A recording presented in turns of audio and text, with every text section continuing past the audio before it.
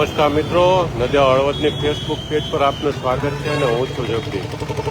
અત્યારે જે તમે લાઈવ દ્રશ્યો જોઈ રહ્યા છો તે હળવદ શહેરની સરા ચોકડી છે ને હળવદ સરા ચોકડીથી ટ્રાફિકના દ્રશ્યો આપણે બતાવ્યું છે. આમ તો હળવદ શહેરનું આ સૌથી વધુ વાહનોની અવર જવર અહીંયા રહે છે, કારણ કે મોરબી તરફ જતા હોય કે કચ્છ તરફ જતા હોય તમામ વાહનોની અવર જવર અહીંથી રહે છે અને તેને લઈ અને હળવદ શહેરમાં પણ ખરીદી માટે કે ગ્રામ્ય વિસ્તારમાંથી નીકળતા લોકો હોય છે તે અહીંથી અવારનવાર પસાર થતા હોય છે અને તેને લઈ ટ્રાફિક જામની સમસ્યા સર્જાતી હોય છે. તો ખાસ તો ટ્રાફિક જામના દ્રશ્યોમાં તમે મિત્રો અહીંયા ફસાયા છો કે કેમ અને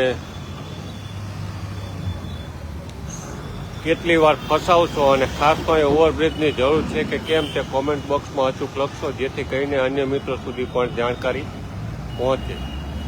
આમ તો આપણે અવારનવાર અહીંથી દ્રશ્યો બતાવીએ છીએ ટ્રાફિક જામના, કારણ કે ટ્રાફિક જામ થવાનું એકમાત્ર કારણ એ જ છે કે અહીંયા સ્ટેટ હાઈવે છે અને આ સ્ટેટ હાઈવે પરથી કચ્છમાં અને અમદાવાદ તરફ બંને તરફ જતા વાહનો હોય છે, મોરબી તરફ પણ જતા વાહનો અહીંથી જોવા મળે છે અને તેને લઈને વધુ ટ્રાફિક હોય છે. સાથે સરા રોડ પર હળવદ શહેરમાંથી વાહનોની અવર જવર હોય છે, તેને લઈને પણ ટ્રાફિક જામના દ્રશ્યો જોવા મળતા હોય છે. ખાસ તો અહીં સવાર સાંજ વધુ ટ્રાફિક જોવા મળે છે, કારણ કે ખરીદી માટે જતા હોય કે ગ્રામ્ય વિસ્તારમાંથી કે નોકરી માટેથી અલગ અલગ જગ્યાએથી લોકો પોતાના રોજિંદા કામ કરી અને ઘર તરફ પ્રયાણ કરતા હોય અને તેને લઈને વધુ ટ્રાફિકની સમસ્યા રહે છે.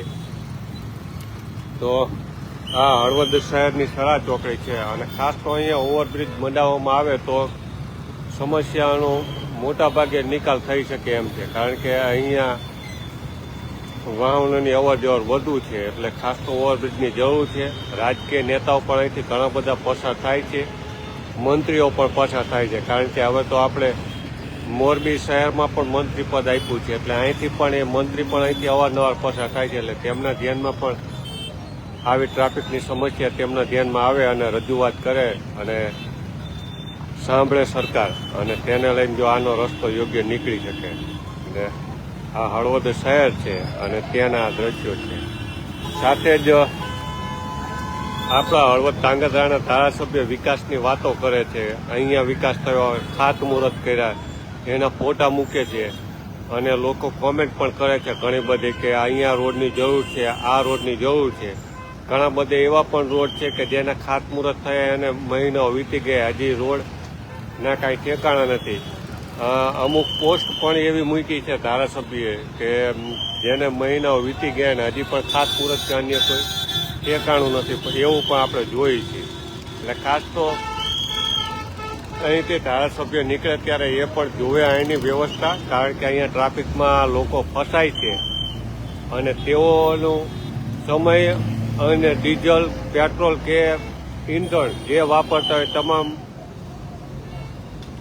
ખર્ચ થાય છે. એટલે તેઓ અહીંથી નીકળે તો અહીંયા ઓવરબ્રિજની રજૂઆત સાંભળે અને કરે, જેથી કરીને અન્ય મિત્રો તમે પણ કોમેન્ટ બોક્સમાં અચૂક લખશો કે અહીંયા ટ્રાફિકમાં કેટલી વાર ફસાય છે અને ટ્રાફિકને લઈને શું છે સમસ્યા.